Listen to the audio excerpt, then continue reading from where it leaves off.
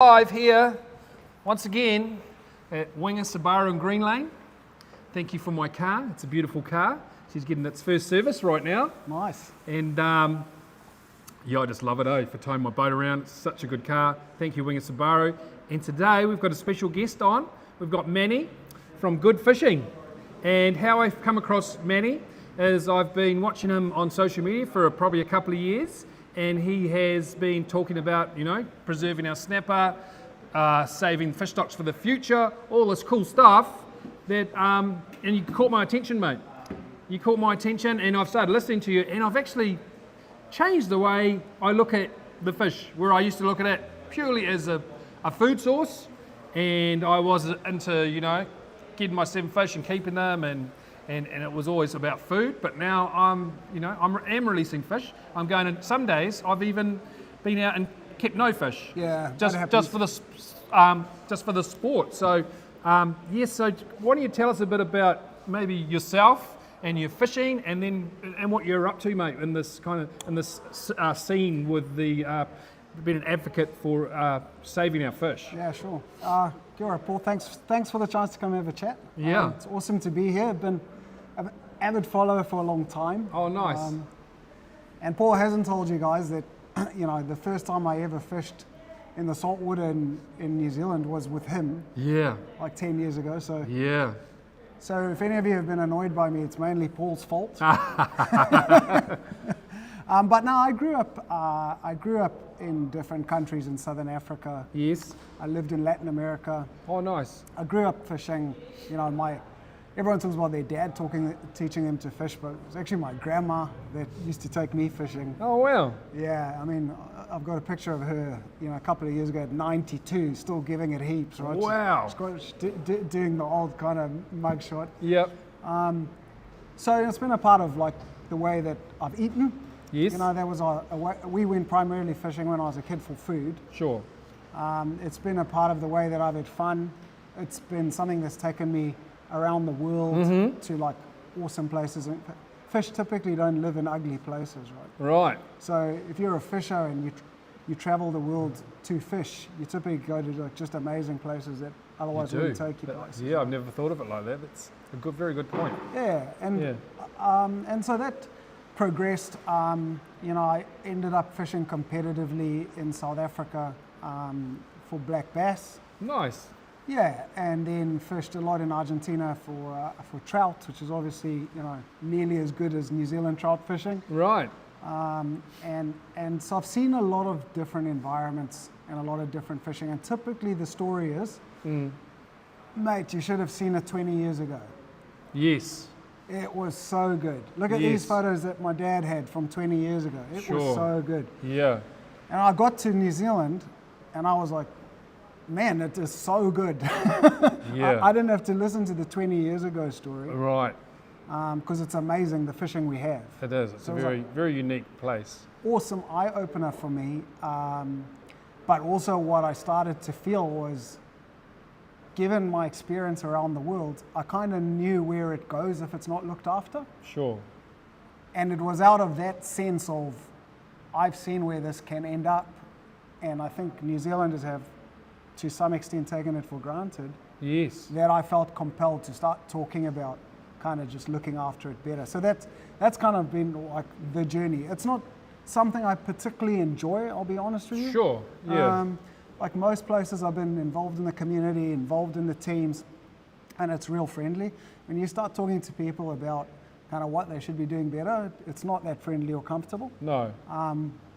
But I wouldn't be comfortable knowing what I know and not sharing it.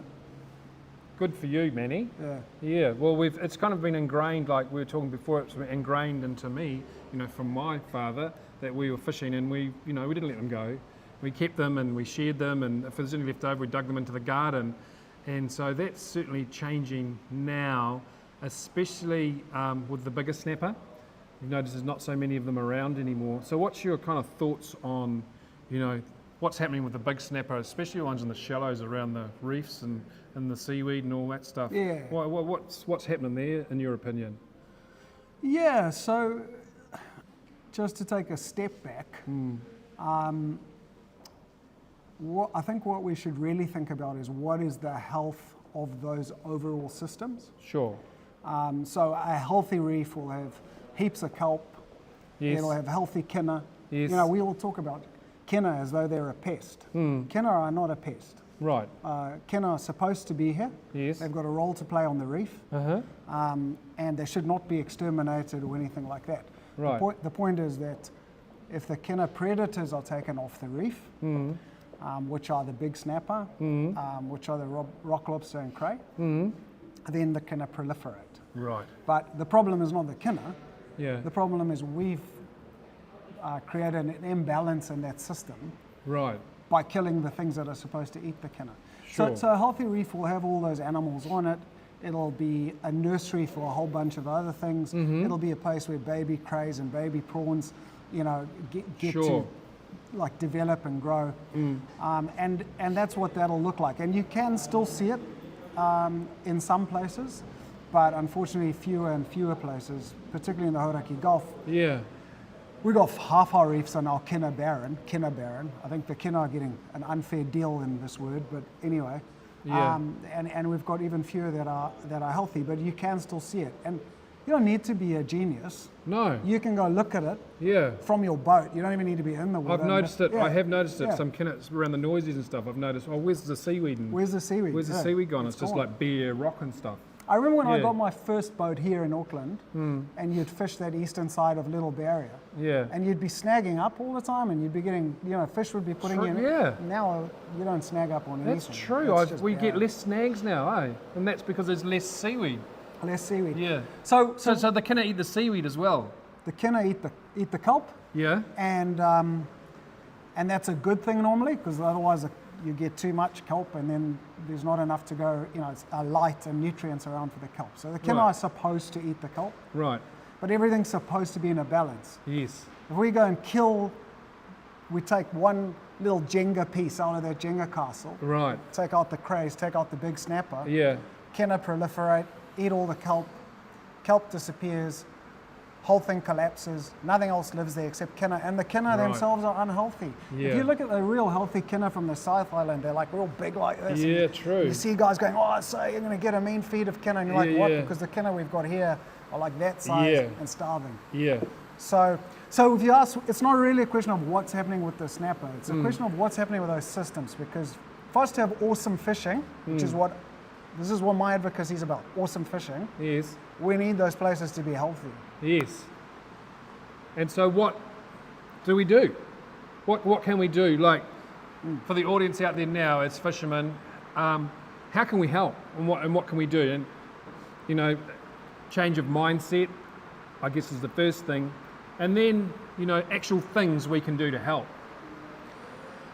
It's a super good question, because the really big problem is our ability to impact this in large part is neutered by the QMS.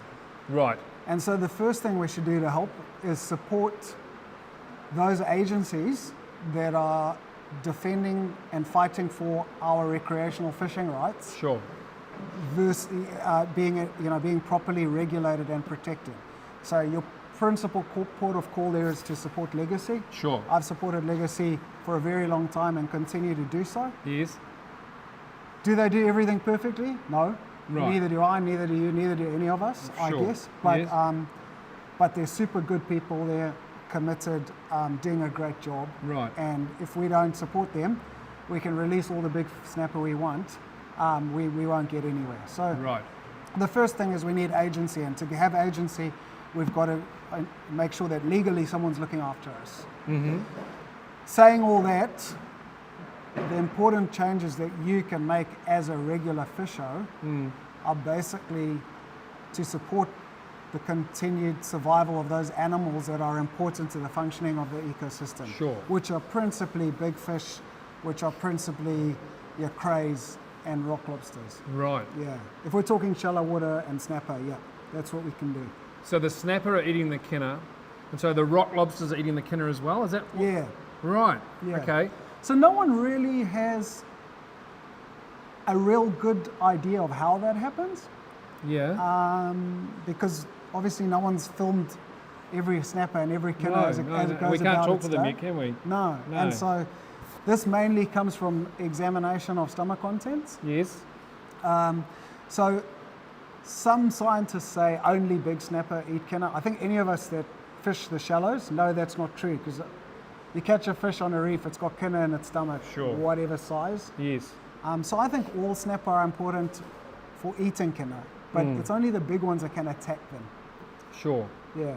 Sure. So if we can, and also big snapper do other jobs. We all know they're better breeders. Yes. They carry the genetic potential to be big. Yes. And so it's not just about kinner. Right. There's a lot of reasons why we should look after big snapper. And if you look at our long-term trend data, the average size of snapper in the Gulf is getting smaller. It is. I've noticed it quite a lot over the past 2 years. Yeah, and that's probably from the idea that we'll look after the little ones so they can get big. Yeah. And we'll kill the big ones. Yes. But what that means, around the wrong way. Over time, you're giving an advantage to little fish, particularly the ones that can breed when they're still little. Yes. Because we think they're young. Yeah. Maybe they're just old guys who are just small, right? Right, yeah. So actually we are impacting this by driving down the average size of the snapper. So today we might think a 20-pound snapper is amazing, but if you talk to guys who are fishing 30 years ago, they'll tell you it wasn't that infrequent to catch a 20-pound snapper. No, I can still remember, probably 10 years ago when Mark and I were fishing, around Maori Rock a lot, and it was quite common to get a 20-pounder. I'd say once every 3 trips we were getting a 20-pounder, and now doesn't happen anymore. No, it's like doesn't happen. 3 times a year if you're lucky. Oh, I don't think we've caught on there for a long time now. Yeah. That changed dramatically in a very short amount of time as well. Yeah. So what you're saying for the fishermen out there, like release the big ones, which people have been saying for years, but now we understand why. It's because they eat the kinner. Yeah. So the best thing we can do right now is in the shallows, make sure we let fish, go over what size. If you pick the size, I know you don't know how big they are before they eat the kinner, but maybe just a bit of a guide for people. Would you be game enough to put a number, like a length on the fish? I'm going to not. So part of the reason most of the reason we started good fishing was to take the reckons out of the kōrero. Right. My mate works on a boat and he reckons, and my dad's been fishing here and he reckons. Yeah. So we've tried to say, let's bring as much evidence to the discussion as possible. Yes. And so I'm going to put my hand up and say, the answer to that question is, we don't know. Sure. So what I'd say to guys out there is trust your own conscience. What do you think's a big snapper? And if you think it's a big snapper that's doing an important job on that reef, it's unusual for you to catch it, let it go. Yeah. Let it go. Yeah. Let the big ones go. For a guy like you, Paul, that catches heaps big snapper, that's probably like a 70. For me, it's probably like a 40. Yeah, well, now I'm into microbaiting, mate. Like a big snapper for me is about 40 now. I've been targeting little ones for a long time now, and I'm really enjoying it, I must say. Yeah, it's fun. But there's certainly less snapper in the shallows now for sure, around in the Hauraki Gulf anyway. So so targeting them and letting them go in the shallows is a good thing. But sometimes a big snapper, it's hard for them to survive, even released in the shallow water. I've caught big snapper in, say 8-10 meters of water, and they haven't survived. So I guess the stress of the fight is really hurting them as well. Not all fish, but I would say a third of them still don't survive when you let them go in the shallows as well. Yeah, so I think this conversation about depth is it's important, but it's not the be-all and end-all. Sure. So if we just go to the evidence, the evidence is that you catch a snapper out of less than 20 meters, it's got every chance of surviving. Okay. Now, that's done by scientists catching a snapper in a controlled environment, pulling it up, and then letting it go. Okay. Now, where the reality of our situation is, we're chasing the snapper around, it gets wrapped around a weed, and you take it out, we've got to take photos. So it becomes variable. What I can say is good practices: fish with the heaviest gear you can. Right. Run the heaviest drag you can, so you keep that fight real short. Sure. When you've netted him, you've won the fight because he's stuffed. Yes. So don't take him out the water because he's exhausted, right? Yeah. Leave him in the water in the net. Yeah. Tell your mate to get the camera ready and the mat ready and whatever. Yeah. You know, get the hook out in the water. Yeah. Take it out, measure, photo, Yeah. and get it back in. I reckon you're right, because it's the fish that we've lifted out to take photos of, to put him back, and then it's the kind of end of him. So maybe it's that he's already stressed out enough, and then you take him out of the water so he can't breathe, and that's the end of him. So the big ones, we should just leave them in the water in the net, take the hook out, maybe take the photo in the net in the water, and then let it go instead of bring them out for a photo, because a photo is just a bit of this, isn't it? Really. Well, if you want a photo, I think it's fine. So my good friend Belinda Thomas, you know Belinda? No. Belinda's got this great rule, and she says, if you want to know how long it's okay to hold a fish out the water for, just hold your own breath. There you go. when you've run out of air, put them back. Yeah. And that's probably buys you enough time to get a cool photo. You know. Yeah. So you've had this big fight with the snapper, and he's buggered. So the last thing you should do really is suffocate him, right? So there you go, people. So that is a really good tip, and I'm going to do that. So don't lift the big snapper out of the water. Leave him in the net. Pop the hook out with a pair of pliers, and let him go that way. Let him breathe. Take him out for a pic, but give him a minute to recover. So that minute or so of getting a photo, that could do the end his life.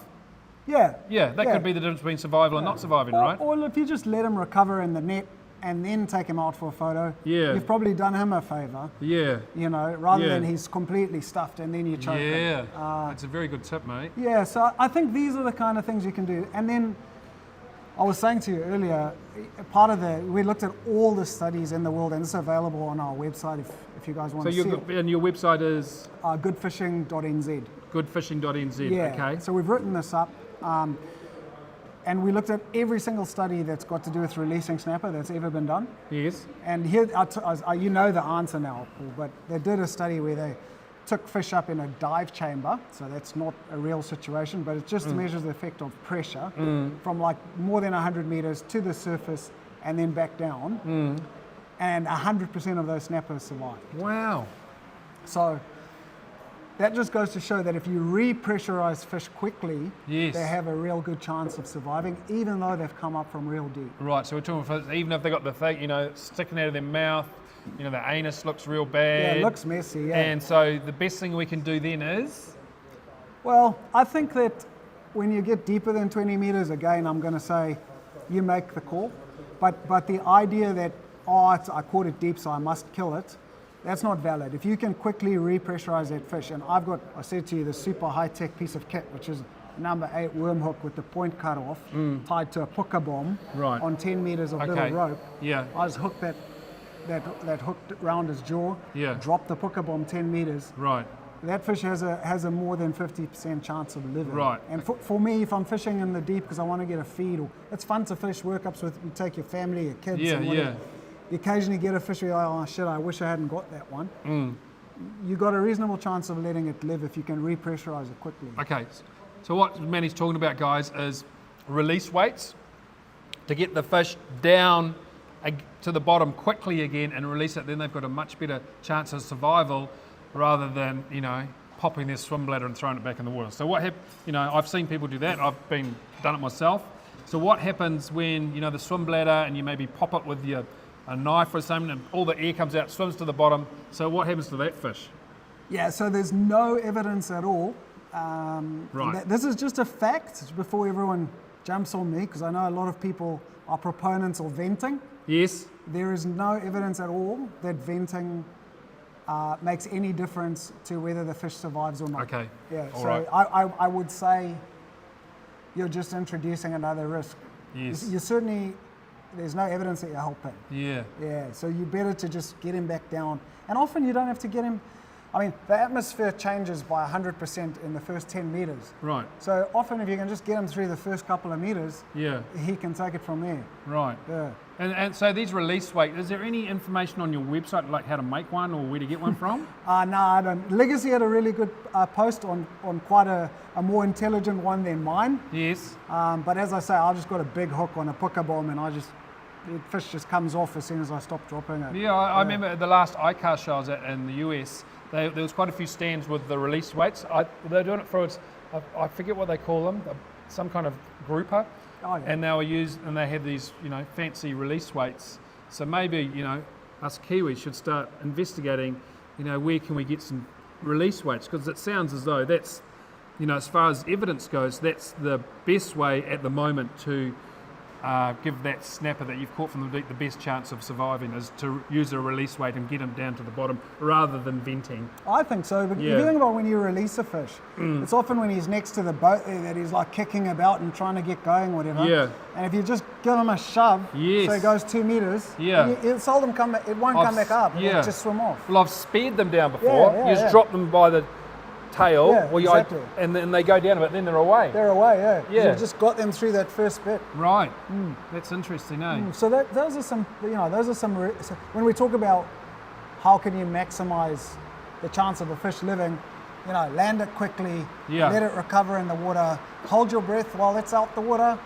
Good idea. Get it back deep, and keep your fingers out the gills. Yeah. And you'll have, you'll be 99% of the way there. So when you're taking your photos, guys, hold your breath. And that's what the snapper's doing, that's right? That's the Belinda Thomas rule. Yeah, that's a pretty good thing. So, so you got to take your photos really quickly, eh?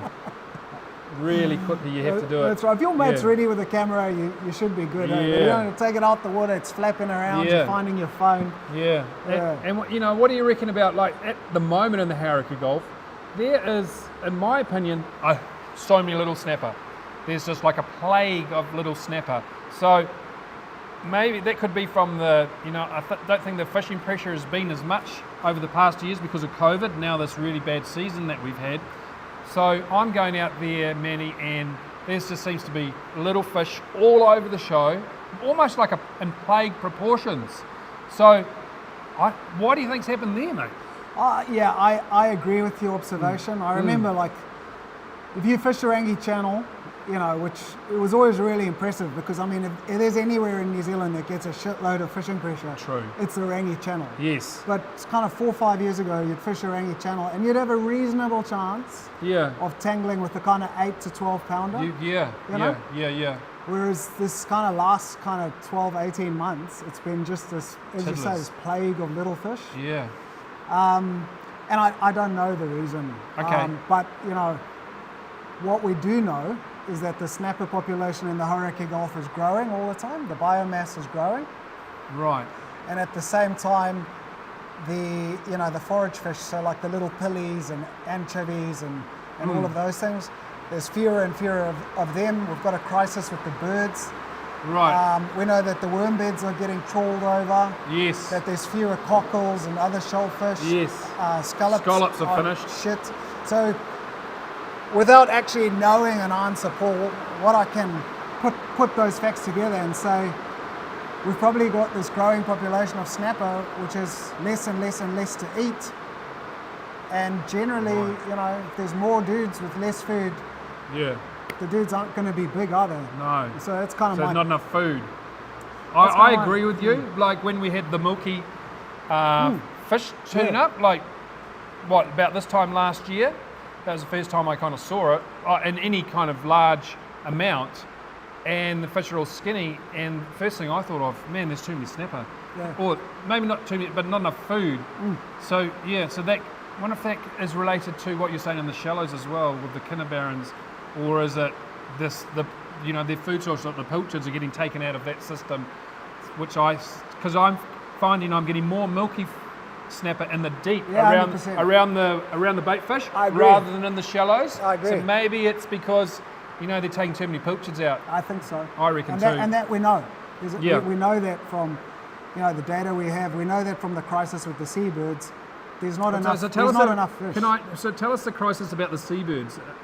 Can you explain that to us a bit? Yeah, seabirds are also starving. Right. And a lot of the seabirds we expect to see healthy. Like gannets and shearwaters and terns and all that. All of those guys. Really. Are also starving, and there's also a crisis with a number of those animals, and that is a direct read on the forage fish.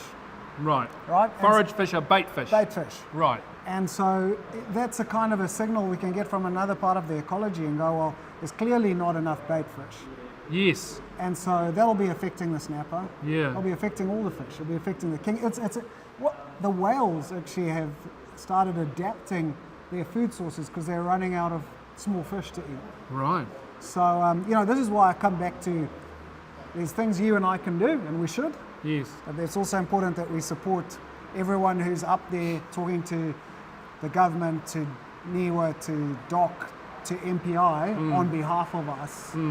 Because it's really important that someone's looking after that level as well. So talking about poachers now, because that's my favourite bait fish. Do you have any evidence of how many poachers have been taken out of the Hauraki Gulf? It's out there. I don't know that, but don't know? but it's out there. It's a lot. Yeah, it's a heaps and growing. Yeah. Yeah. Yeah, and often the idea is, if we can't prove that it's bad, then it's good.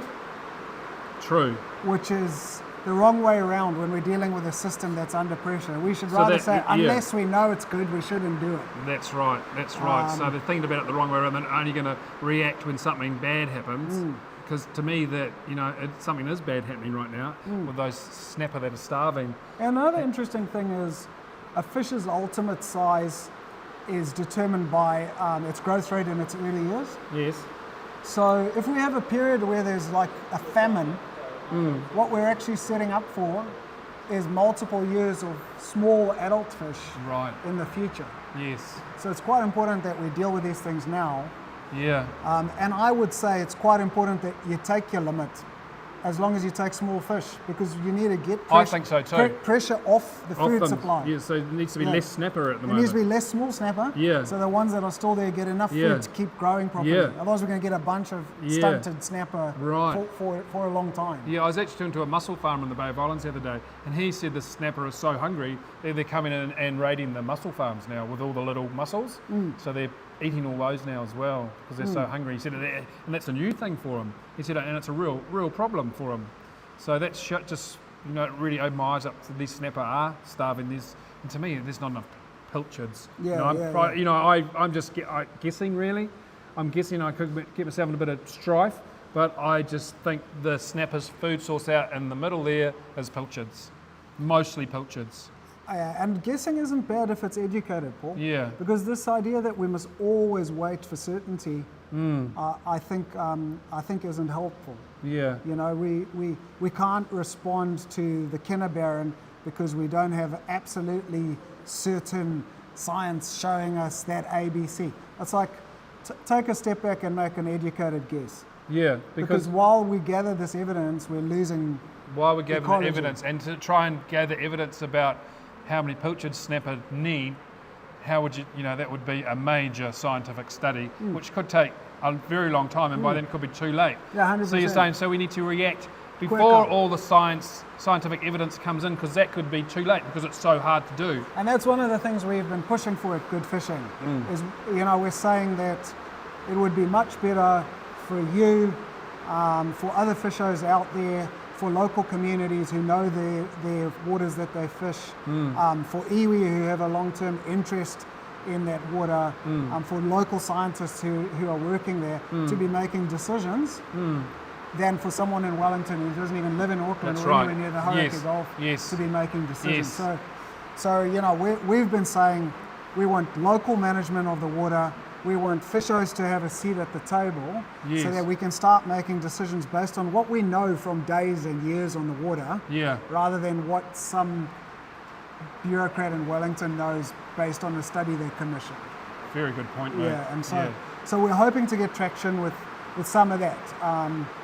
If we could get an area off Waiheke, Noises, Rangitoto that was specially managed, where rec fishers and local communities and people who lived there had a say, I reckon we'd have a way better outcome than someone in Wellington calling shots. Yeah, because, to me, I do like the idea of a fishing licence as well, and I think we, well, maybe not a fishing licence, but I think recording our data as recreational fishermen, because if we don't record the data, how can we speak of what's happening on behalf of recreational fishermen if we don't measure anything? How do you feel about that? Yeah, so everywhere... Like charter boats, so they have to measure. They have to count and submit these forms. But, some of the days out there now, Manny, when there's so many boats out there could be 200 boats fishing in the Hauraki Gulf on a day, fishing the workups. They're all catching 7 each. There's 3 on the boat. What's that? 3 times, that's 600 times 7. That's 5,600 snapper. That's quite a lot of snapper, and no one's counting, right? No one's counting. Yeah, and it's very permissive. So in other parts of the world, so I'll give you an example of Argentina. Yeah. I would go and fish in Argentina for a week at a time when I lived in Brazil. And in a week's fishing, you would run into a fisheries officer like 3 times. Right. And they would check your license and they would check what you're taking. And because to prevent the spread of Didymo, Right. whenever you drove from one river to another or one town to another, you'd run into a roadblock. Yeah. And they would go, show us your gear. And if it didn't look like you'd cleaned it, they had big drums there and you had to clean your gear. Right. Contrast here, you know, I put about 300 hours on my boat every year. To give you an idea of how much I'm fishing. Yeah. You know, I've had the boat for like 8 years. Yeah. Once I've run into a fisheries officer. Yeah, true. Yep. Once. And so I just think our overall kind of regime is pretty permissive. Right. That said, I think Kiwis generally abide by the rules. Yeah, I think so. I think we all care about the fishery. Yeah. We just need a bit of direction on what to do, which is what you're doing, which is great. Well, it's interesting about direction because there's much better advocates than me. There's you. Right. There's people like Andre who you work with. I mean, he's amazing. He's amazing. You know, Lets all his fish go. He's just an epic advocate for the right stuff. I mean, he loves a feed like we all do. Yeah. But he's just teaching people and spreading the word about how to do that. So we have a better fishery. Yeah. You know, Dan Teria at Only the Keen. Yeah. Another legend advocate. Wayne, obviously, what Wayne's done with Lure Masters is like groundbreaking. Yeah. You know, so there's a lot of people, I think, on the advocacy front who are doing like an exceptional job. Sure. And especially the young kids are so encouraging to see. Yeah. You know, how they behave and what they put up and promote. So I think the work that you and I can do now, being old guys who can't influence anyone on Instagram, is to go to the rule makers and say, hey, fishers generally obey the rules in New Zealand. Yeah. Can we please have the right set of rules that's going to make our fishery better? Yeah. And like that's what I spend a lot of my time on now. Sure. Yeah. But it seems really hard to get any of those rules changed. Well, because you've got the commercial industry wanting to achieve something, you know, you've got the rec guys trying to achieve something, you've got the conservationists trying to achieve something, and unfortunately there's a lot of trust that has to be built there between those 3 groups. So it's hard yakka and it's slow, but I think it's the most important work for people like me now. I think the influencing and teaching piece is being done by amazing people, you know, who are doing a much better job than I ever did. Sure. Yeah, Ed Sharenkovel, dare I say it, Alistair Arkhill at Berkeley, you know, he's shared his personal journey. Just a phenomenal influence for good. And, you know, and there it is, you know, there's 2 competing brands in the industry. Yeah. But everyone who's behind those brands is going, hey guys, these are the right things to do. This is a responsible, and that's just amazing to see. So, you know, I think that influencing and educating levels, there's just like such excellent people working at it. Yeah. That's good. It's good to know. Yeah. Has anyone got any questions for us? And so, you know, goodfishing.nz. If you want to check out, so I guess is there lots of evidence on there? Yep. Scientific-based kind of evidence. What we've done is we've like science is incredibly hard to read, so we've decoded and put it into a language that everyone can understand. Right. But in our write-ups, we've got links. Yes. And if you're of the mind to go and read the science, you can click through and it's there. But we've made it kind of easy to understand, and in our write-ups we seldom push a position. Yes. We normally lay out the facts, because remember our whole reason for being was a fact and evidence-based discussion. Sure. In our submissions to MPI or DOC, we push a position. Right. But in those write-ups you'll find on our websites, those are all kind of going, hey Paul, here's everything we could find out. Here's kind of what we think, but you know, you make a decision. Sure. Because we don't want to be like a lobby group per se. No, right. Yeah, there's better lobbyists than us. Yes. Yes. Yeah, cool. Well, very good, mate. Well, I don't know, have we got any questions here, guys? Not many questions. But I really appreciate you coming in, Manny. No, thank you for giving us a chance to chat. You know, maybe we can get you back again in a few months and see you, well, you know, or maybe when you make some progress or any news you have to share, you can share it with us all so we all know what's going on. Yeah, but so I guess the there's- messages for what we can do at the moment is educate our young people and really look after the big snapper and the shallows Yeah, 100%. Yeah? Yeah, and the seabirds. and the seabirds. They're real important to us yeah, as well. yeah, But I think most guys are doing good work already. It's encouraging. We were just talking about how different it is just in 5 years, right? oh, yeah. I mean, the It's general changed a lot in practices are 5 years. amazing. Yeah. People are the fishers with the right regulatory environment, I think, can be trusted to look after this fishery. I think so too, Yeah. mate. I think that's what we all want in the long run, yeah. 100%. Yeah. But thank you. Okay. It's been cool chatting. Thanks, mate. Yeah. Thanks for coming along, Yeah, and 100%. thanks for watching, everyone. Cheers, everyone. And catch you later.